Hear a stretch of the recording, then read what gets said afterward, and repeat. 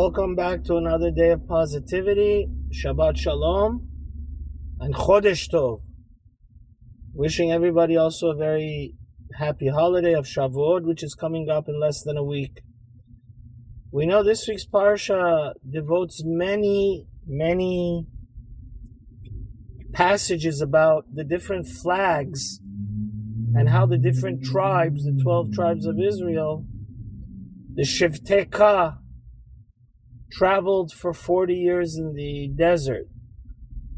Which tribes went north, which ones went east, west, south, and basically very in detail that they had to have a very specific organized fashion of traveling. And Rav Aaron Kotler says, why is the Torah, the Torah goes into extensive detail about this. What difference does it make to our life? And the great Lakewood Rosh Hashiva says something which is very important. He says the Torah is teaching us to be organized, which means one should never make a mistake and think that for a person to live a clean, organized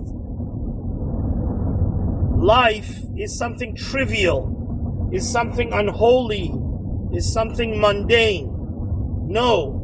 When a person has very clear goals and his life is not in a chaos, rather it's a very specific, organized military style type of organization. This is something holy. This is something necessary to be able to serve God.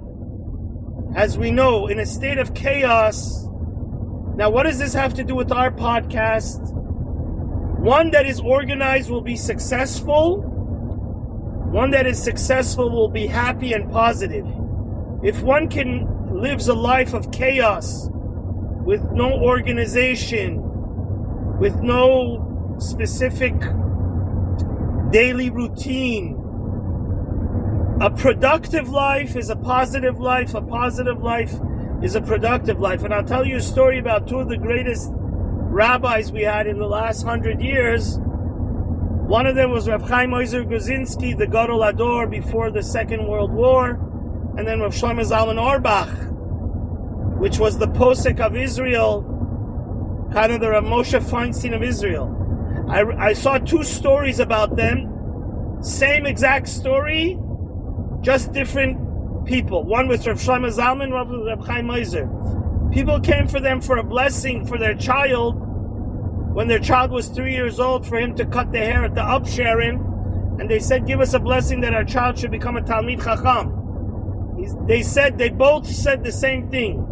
They said, whether he loves Torah is up to him, but we could give you one bracha. Obviously, they lived a generation apart, but it was two prophets that said the same prophecy.